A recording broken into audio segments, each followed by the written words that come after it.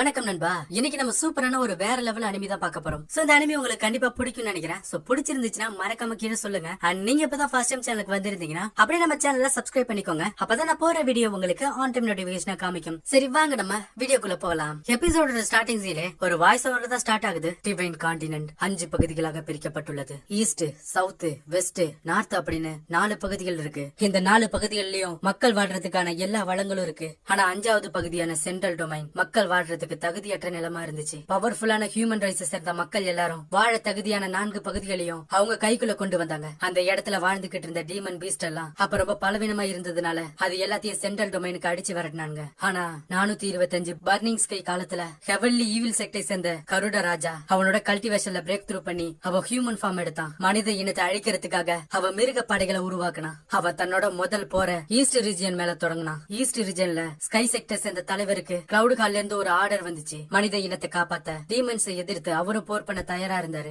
Evil sector சேர்ந்த கருட ராஜாவை காமிக்கிறாங்க. அற்ப மனிதர்களே, எனக்கு கீழ்ப்படிஞ்சீங்கன்னா உங்க உயிர் தப்பிக்கும், அப்படி இல்லனா நீங்க இருந்ததற்கான தடையுமே இல்லாம உங்களை அழிச்சிடுவேன் அப்படிங்கிற மாதிரி சொல்லிட்டு அவ ஒரு டிராகனை சமன் பண்றான்.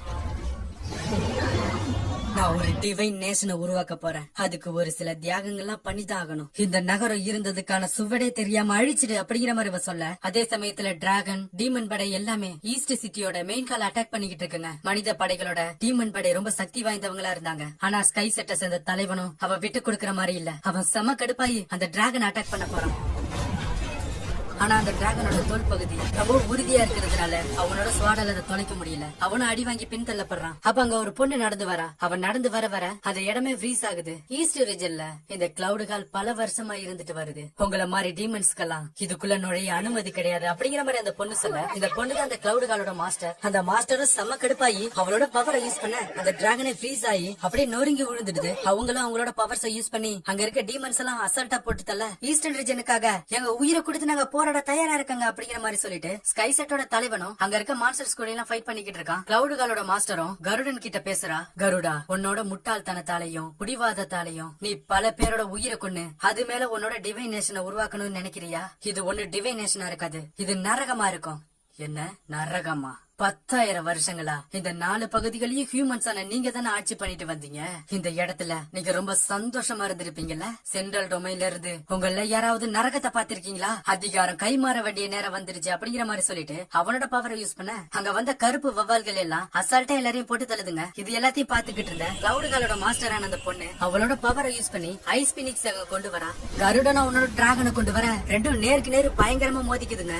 கிளவுடுகளோட மாஸ்டரான நிங்டியோ கிளவுடுகளோட படைகளை வழிநடத்தி கருட படைகளை தோற்கடிச்சா. இருந்தாலும் நடந்த சண்டையில அவளோட ஆன்மா பயங்கரமா காயப்பட்டுச்சு. அவ ஒரு ஆழ்ந்த உறக்கத்துக்கு போயிட்டா. அது மட்டும் இல்லாம அவளோட ஆன்மாவுல ஒரு பகுதி ஈஸ்ட் ரீஜன்ல ஏதோ ஒரு பகுதியில விழுந்துருச்சு. அதை யாராலையும் கண்டுபிடிக்க முடியல. அதே சமயத்துல ஈஸ்ட் ரீஜன்ல வருஷம் 423 பர்னிங் ஸ்கை நாள். ஈஸ்ட் ரீஜன்ல சென்வின் கவுண்டுக்கும் லூ கிளானுக்கும் நடுவுல சண்டை நடந்துச்சு. லூ ஃபேமிலியை சேர்ந்த செகண்ட் மாஸ்டர் பதவிக்கு ஆசைப்பட்டு வெளியாட்களோட கூட்டு வச்சு தன்னோட அண்ணனான ஹீரோட அப்பாவையே கொண்டுட்டான். லூ கிளானோட தலைவரான ஹீரோட அப்பா துரோகின்னு குற்றம் சாட்டப்பட்டாரு. ஹீரோட அப்பா இறந்ததுக்கு அப்புறம் அவனோட தம்பி பதவியை கைப்பற்றிட்டான். அது மட்டும் இல்லாம இறந்து போன ஹீரோட அப்பாவுக்கு துணையா இருந்த அவரோட நண்பர்கள், அவரோட உறவினர்கள் எல்லாரும் அவங்க தாழ்த்தப்பட்டு அவங்க எல்லாரையும் ஸ்லேவ்ஸா மாத்திட்டாங்க. எல்லாரும் வேகமா போங்கடா, தாமதமானுச்சுன்னா சாப்பாடு கிடைக்காது புரியுதா அப்படிங்கிற மாதிரி சொல்லிட்டு அவன் சாட்டையால எல்லாரையும் அடிச்சு கொடுமைப்படுத்திக்கிட்டு இருக்கான். அப்ப அதுல ஒருத்தவனும் அவன் முடியாம தடிக்கு கீழே விழ, நீ மறுபடியும் பலவீனமான மாதிரி நடிக்கிறியா, உனக்கு இதே வேலைதான் அப்படின்னு சொல்லிட்டு அவன் சாட்டையால பயங்கரமா அடிக்கிறான். அப்ப இன்னொருத்தன் வந்து, போதும் போதும் நிறுத்து, யங் மாஸ்டர் இன்னைக்கு வராரு, அதனால இந்த நாள்ல யாரையும் ரத்த சிந்த விடாத, இந்த முறை நீ என்கிட்ட தப்பிச்சுக்கிட்ட, இன்னொரு நாள் மாட்டாமையா போயிடுவ அப்படிங்கிற மாதிரி சொல்லிட்டு அவன் சம கடுப்புல அங்க இருந்து போறான். ஈஷு, நீ நல்லா இருக்கியா? உன்னால நடக்க முடியுமா என்ன? இப்ப நம்ம இருக்க நிலைமையில 2வது அப்புறம் 3வது ஹவுஸ சேர்ந்த வேலைக்காரனுங்க கூட நம்மள ரொம்ப கேவலமா நடத்துறானுங்க. நம்மளோட யங் மாஸ்டர் லூ ஓஜன் கண்டிப்பா இவங்க எல்லாருக்கும் ஒரு பாடத்தை புகட்டுவாரு. ஆனா யங் மாஸ்டர் இப்ப நிலத்தடி சிறையில அடைக்கப்பட்டிருக்காருன்னு கேள்விப்பட்டேன் அப்படிங்கிற மாதிரி அவ சொல்ல, அடுத்த சில நிலத்தடி சிறையை தான் காமிக்கிறாங்க. இந்த நிலத்தடி சிறையில இருந்தா அவங்களோட கல்டிவேஷனை நிறுத்துறது மட்டும் இல்லாம ஒரு என்லெஸ் நைட் மேர உருவாக்கும். அவன் அந்த நைட் மேருக்குள்ள மாட்டிக்கிட்டு தொடர்ந்து கஷ்டப்பட்டுக்கிட்டே இருப்பான். இவன் தாங்க நம்ம சீரிஸோட கதாநாயகன் லூவோ சியோவோ. அவ கனவுக்குள்ள நைட் மேரால கஷ்டப்பட்டுக்கிட்டு இருக்க அத நமக்கு காமிக்கிறாங்க. அப்பா அப்பா நீங்க எங்க இருக்கீங்க?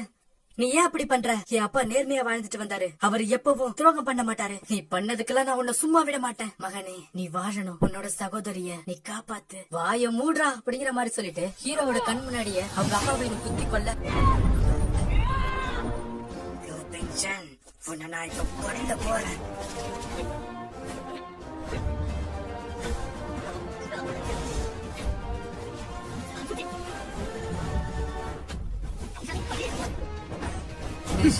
இது என்ன குழந்தைங்க விளையாட்டு?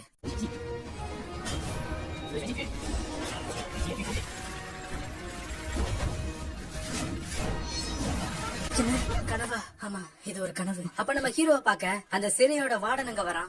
எழுந்திரா, நீ என்ன தூங்கிக்கிட்டு இருக்கியா? இன்னும் நீ என்ன உன்னை யங் மாஸ்டர் நினைச்சுக்கிட்டு இருக்கியா? அவ எத்த போக நம்ம ஹீரோவும் செம்ம கடுப்பாயி அசால்ட்டா அவ காலை பிடிச்சி செவிலிய அவளை கீழே விட உடனே சங்கிலிய வச்சு கழுத்தை நெரிச்சிடுறான். நீ இப்ப சாக போற.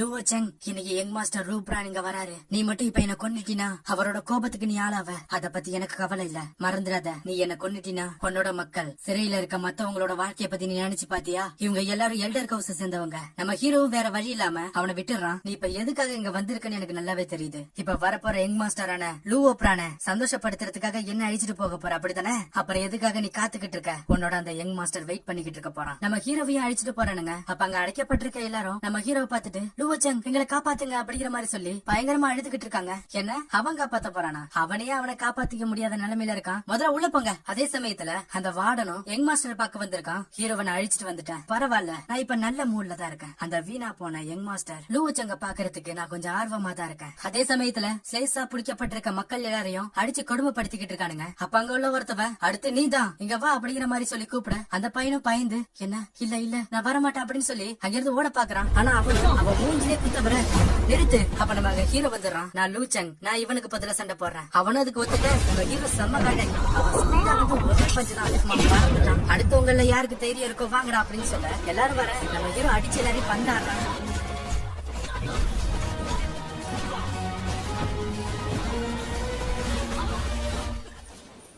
அப்ப அந்த இடத்துக்கு அந்த யங் மாஸ்டர் கை தட்டிக்கிட்டே வரான். லோச்சன், நான் இங்க இருந்து போய் ரொம்ப நாள் ஆயிடுச்சு. ஆனா நான் திரும்பி வந்து பாக்கும்போது நீ இன்னும் உயிரோட தான் இருக்க. என்ன இந்த நிலைமைக்காக உங்களை நான் பழி வாங்காம நான் இறந்து போக மாட்டேன். லோச்சன், நீ எப்பவுமே உன் மேல அதிகமா நம்பிக்கை வச்சிருக்க. சரி வா மோதி பாத்துடலாம். ஒரு காலத்துல ஜீனியஸ் சொல்லப்பட்ட யங் மாஸ்டர் இன்னைக்கு ஏன் கையால தோக்க போறான்?